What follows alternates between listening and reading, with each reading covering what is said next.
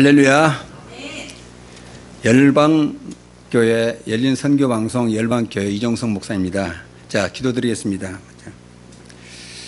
거룩한 성일을 맞이하여 영광과 존귀와 찬양을 올려드립니다.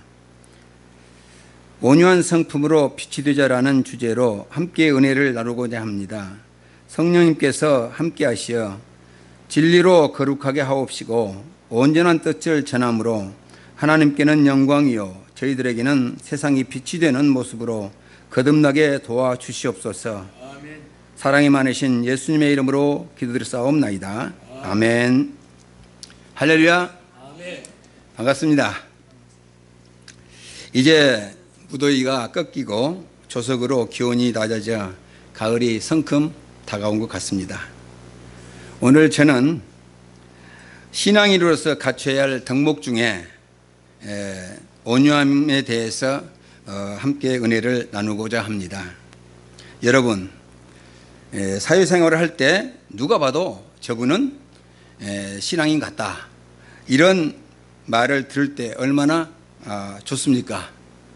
신앙인다운 신앙인, 특히 예수님을 믿는 신앙인 같아 저 사람 같으면 나도 예수 믿어볼 거야 라는 말을 들은다면 하나님이 보실 때 얼마나 우리가 빛이 되는 삶을 살겠습니까? 그래서 오늘 이 말씀을 통해서 우리 성품이 좀 변화되고 저도 이 말씀을 통해서 은혜를 받고자 합니다. 제가 너무 딱딱하다고 그래서 부드럽게 하려고 노력을 하고 온유한 마음을 품으려고 저도 많이 힘쓰고 애씁니다. 그래서 저나 여러분이나 같은 은혜를 받는 귀한 시간이 되었으면 좋겠습니다. 아멘. 성경 인물 중 예수님과 모세의 모습에서 신앙인이 갖춰야 할 온유함은 어떤 것인지 한번 확인해 보도록 하겠습니다. 먼저 예수님께서 내게 배우라고 권고하신 말씀이 있습니다. 마태복음 11장 28절을 보면 수고하고 무거운 짐진 자들아 다 내게로 오라 내가 너희를 쉬게 하리라 하십니다. 세상 살아가는 동안 우리 인생들이 얼마나 고단한 삶을 살아가고 얼마나 어려운 문제들이 각자 있어서 서로 고민하고 근심하고 걱정하며 아픔 속에서 살아가는지 모릅니다. 그러한 모든 사람들을 우리 주님께서는 내게 오라 그렇게 말씀하십니다. 여러분들도 많은 사람들을 내게 오라 이런 말을 할 수만 있다면 얼마나 좋겠습니까? 우리 예수 믿는 사람이 믿지 않는 사람이든 믿는 사람이든 간에 어려운 사람이든지 잘 사는 사람들이 빈부 귀천을 물어나고 내게 오라, 고통스러운 사람 어려운 짐 사람 다 내게 오라 내가 도와주구마 이러면 얼마나 좋겠습니까? 이와 같이 우리 한번 내게로 오라 한번 해봅시다. 같이 내게로 오라. 내게로 오라. 예, 그런 사람이 되기를 주의 이름으로 축원드리겠습니다. 네. 예수님의 제자라면 세상 모든 사람을 품을 수 있는 큰 그릇이 되기를 바라시는 예수님의 소망이 아닐까 싶습니다. 마태복음 11장 29절에 나는 마음이 온유하고 겸손하니 나의 멍에를 메고 내게 배우라 이렇게 말씀하십니다. 그리하면 너희 마음을 쉬움을 얻으리니 이는 내 멍에는 쉽고 내 짐은 가벼우니라 하시니라 이렇게 말씀하십니다. 예수님은 본인은 마음이 온유하다 겸손하다 라고 자기를 소개합니다. 온유라는 말은 한자로 풀어보면 따뜻할 온, 부드러운 온유를 쓰는데 부드럽고 따뜻한 성품을 가진 사람을 말하는 거 아니겠습니까? 여러분, 예수님이 온유하셨다는 것을 뭘로 증명할 수 있을까요? 우리 말씀 속에서 예수님의 온유한 성품을 찾아볼 수가 있겠죠. 그 당시 서기관과 바리새인들은 하나님을 믿는 신앙의 최고의 지도층에 있던 권세자들이었습니다. 그들은 예수님을 나사렛 예수라 부르며 예수님을 무시하고 멸시하고 그뿐 아니라 바알세불 귀신 이단 괴수라까지 비방까지 했습니다. 그 상황 속에서 예수님은 머리 둘 곳도 없다 할 정도로 세상적으로 육적으로 가진 것이 없었지만 누구든지 다 내게로 오라 이렇게 말씀하셨습니다. 우리도 가진 거 없지만 예수님과 같이 되면 누구든지 내게로 오라 이와 같이 말할 수 있겠죠. 병들고 먹을 것 없고 굶주린 낮고 천한 자들이 예수님께 나아갔습니다. 예수님은 그들을 외면하지 아니하시고 그들을 붙들고 복음을 전하셨습니다. 세상 모든 사람의 죄를 사해 주기 위해서 십자가의 무거운 짐을 지셨습니다.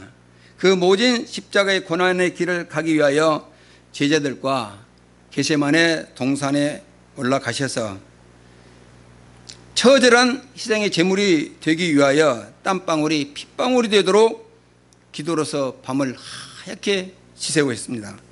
그 고통의 시간을 기도로서 보내셨습니다.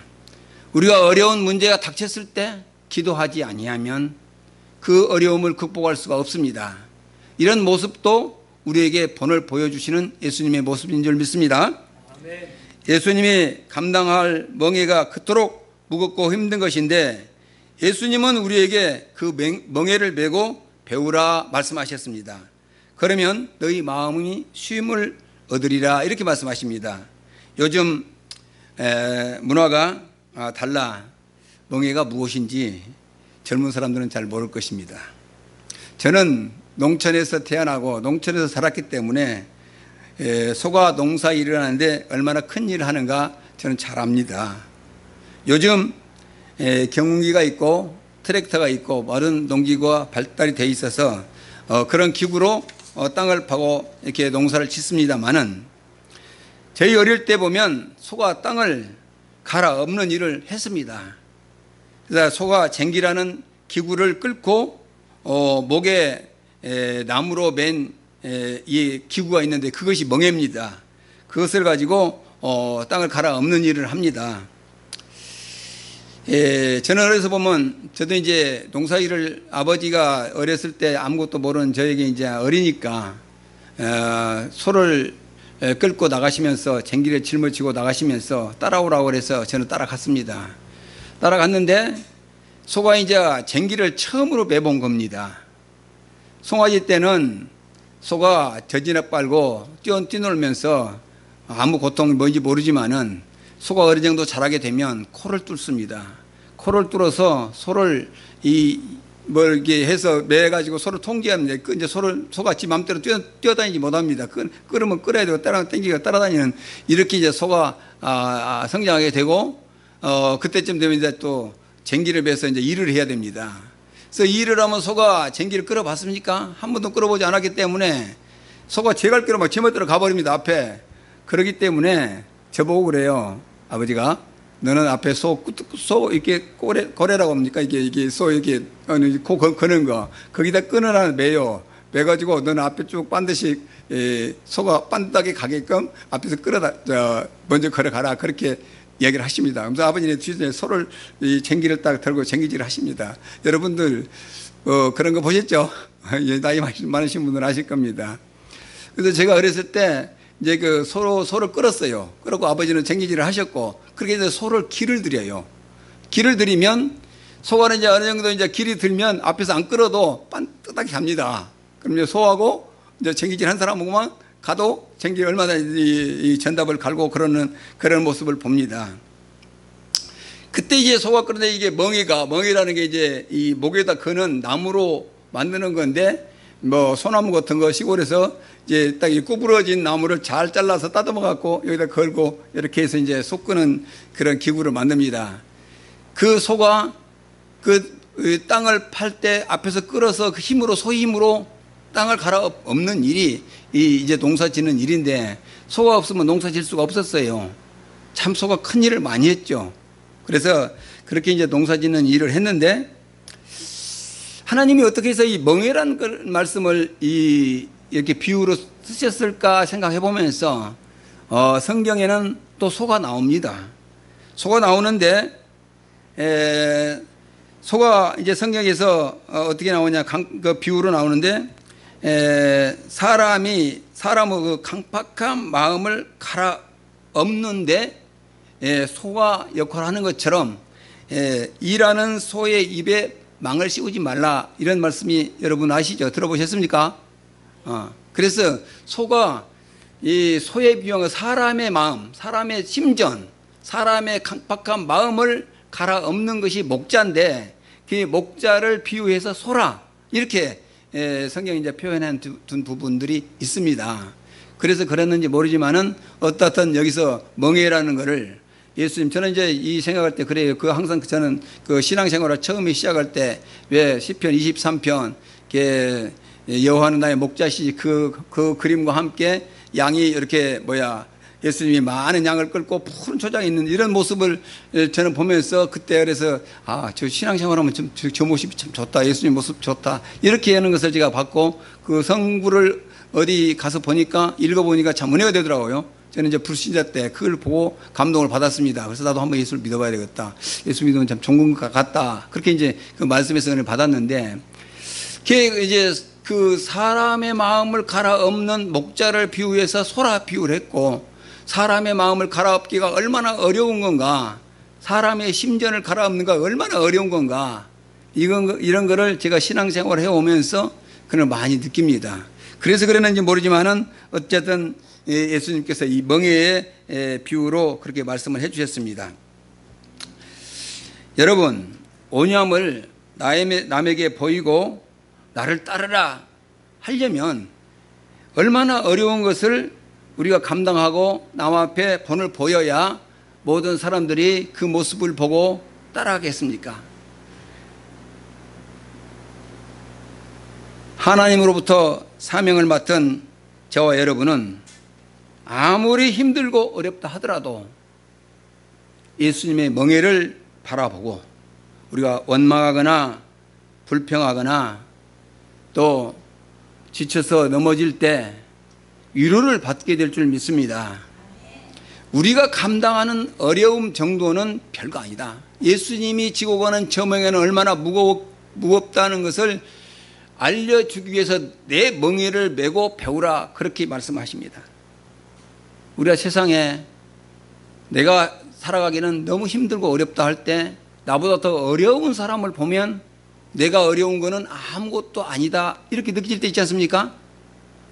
예수님이 지고 가는 멍에를 생각하면서 그것도 하나님의 일이잖아요.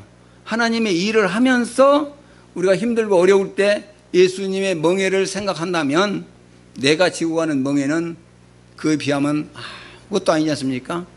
그래서 진정한 나의 믿음이 있다면 예수님의 멍에를 바라보면서 내 마음이 숙연해질 겁니다. 숙연해지면서 내가 이거 능히 감당해야 되고 또 하나님과 같이 영광의 보좌에 앉기를 원한다면 고난도 같이 받아야 된다는 말씀도 있기 때문에 내가 이것을 기뻐하고 즐거워하고 하나님이 일을 하면서 힘들고 어려울 때도 그걸 바라보면서 위로를 받고 은혜를 받아야 될 줄 믿습니다. 그래서 주님께서는 그 멍에를 베라 그렇게 말씀하신 거 아닌가 싶습니다. 예수님 말씀을 지키기를 죽고자 하면 살고 살고자 하면 죽는다는 정신으로 우리가 배우라는 예수님의 마음은 아닐까 그렇게 생각합니다. 우리가 어린아이와 같은 부모님이 모든 것을 해줄 때는 부모님의 어려움을 모르고 철부지없이 지냈지만은 장성한 신앙인이 될 때는 이제 예수님과 같이 내 사사로운 목적을 위하여 신앙하는 어린아이 신앙이 아니라 하나님과 예수님께서 우리를 통하여 이루고자 하는 목적을 위해 산다면 우리가 능히 예수님과 같이 우리가 희생하고 봉사하고 헌신하고 충성하면서 그 멍에를 지고 갈 수 있지 않겠나 싶습니다. 내일이라면 내가 내일을 위해서 수고한다면 하다가 말아도 그만이죠. 그러나 하나님의 일을 위해서 한다면 목숨을 걸고 했던 예수님의 모습을 생각하면서 우리가 하나님의 사명을 감당한다면 그 일을 포기해서 되겠습니까? 하다가 중단하면 되겠습니까? 끝까지 해야 되지 않겠습니까? 그래야 하나님의 영광의 보좌에 우리도 함께 앉지 않겠습니까? 그래서 우리가 힘들고 어려울 때 예수님의 멍에를 바라보면서 위로를 받고 내가 힘드는 거는 이겨내는 믿음을 되찾아야 될 줄 믿습니다. 그래서 넘어지려고 했다가도 다시 일어나고 넘어지려고 했다가도 다시 일어나서 우리는 앞을 보고 달려야 될 줄 믿습니다. 그래서 그리스도